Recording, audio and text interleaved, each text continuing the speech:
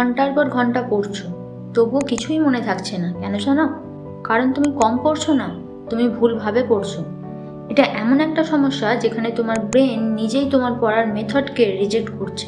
শোনো, টপাররা তোমার থেকে বেশি পরিশ্রম করে না, তারা কেবল স্মার্টভাবে পড়ে। আর আজ আমি তোমাকে দেখাবো এক্স্যাক্টলি কিভাবে। শেষ পর্যন্ত থাকো, কারণ শেষের পয়েন্টটা কেউ বলে না। সবচেয়ে বড় ভুলটা কি জানো? তুমি বই খুলে পড়তে বসো, হাইলাইট করো, ঘন্টার পর ঘন্টা একইভাবে পড়ে যাও, আর তোমার মনে হয় আজ অনেক পড়া হলো। আসলে এটা একটা ইলিউশন। সাইকোলজিতে এটাকে ফ্লুয়েন্সি ইলিউশন বলে।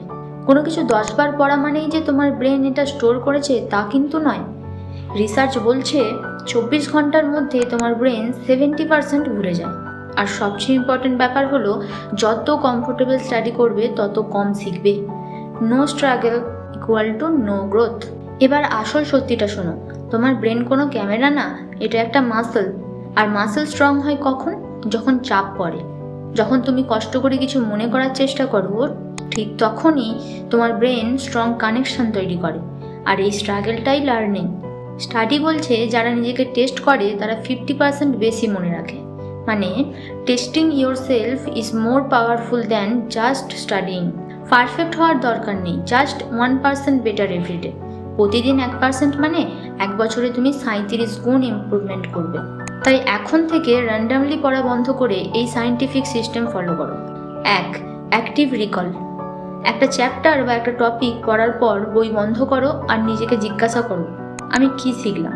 মনে করার চেষ্টা করো আর নিজের ভাষায় এক্সপ্লেন করো।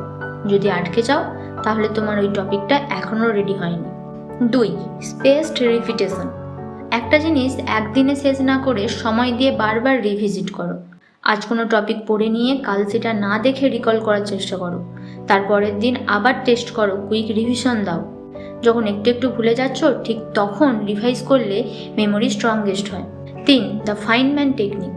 যে কোনো একটা কনসেপ্ট নাও আর সেটা 10 বছরের বাচ্চাকে বোঝানোর মতো করে বোঝাও, মানে নিজের মতো সহজ করে। আর এটা করতে গিয়ে যেখানে আটকে যাবে, জানবে সেখানেই তোমার দুর্বলতা। Go back and feel it. 4.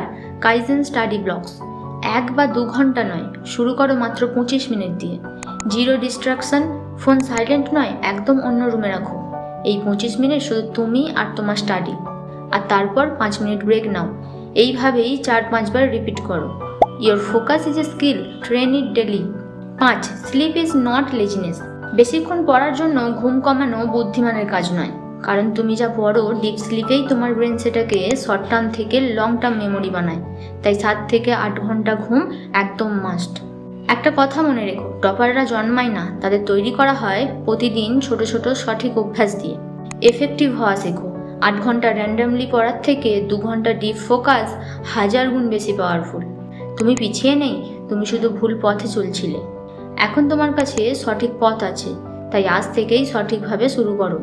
চলো এই ভিডিওর মেন 5টা পয়েন্টস দেখে নিই। 1. Active recall. বই বন্ধ, নিজেকে টেস্ট করো। 2. Spaced repetition. গ্যাপ দিয়ে বারবার মনে করো, ভুলে যাওয়ার আগেই রিভাইজ করো। 3. Feynman technique. সিম্পল করে নিজের মতো করে বোঝাও। 4. 25 মিনিট ফোকাস ব্লকস। ফোন দূরে, no distraction, only deep focus. 5. Sleep strategy. 7 থেকে 8 ঘন্টা ঘুম মাস্ট। ঘুম ছাড়া সব এফোর্ট ওয়েস্ট। কম সময় ঠিকভাবে পড়া বেশি সময় ভুলভাবে পড়ার থেকে অনেক পাওয়ারফুল। এই ভিডিওটা সেই বন্ধুকে পাঠাও যে সারাদিন পড়ে কিন্তু কিছুই মনে রাখতে পারে না। যদি আজ থেকেই নিজেকে চেঞ্জ করতে রেডি থাকো, কমেন্টে লেখো স্টার্ট। আর সাবস্ক্রাইব করো এমন আরও ভিডিওর জন্য।